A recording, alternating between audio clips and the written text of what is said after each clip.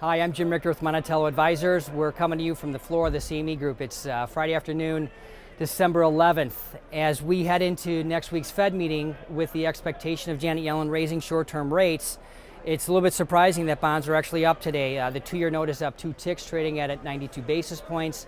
The 10-year note is up 19 ticks, trading at a 217 yield. And the long bond's up a full point and a quarter, trading at a 291 yield.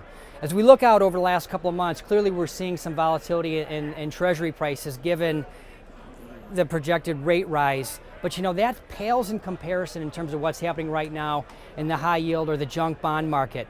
Credit spreads are shooting through the roof. Default risks are rising rapidly. Last week, S&P came out with reports stating that we have a higher percentage of junk bond debt at risk of defaulting today versus what we saw all the way back to the fall of 2009.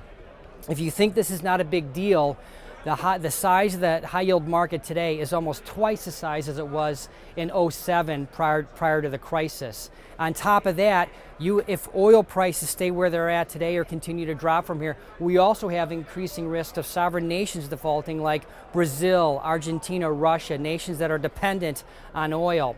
So to ignore what's happening in the junk bond market right now is foolish, because at some point the junk bond market or the high yield market and the stock market need to converge. And when they do, will the stock market be the victor or will it be the victim?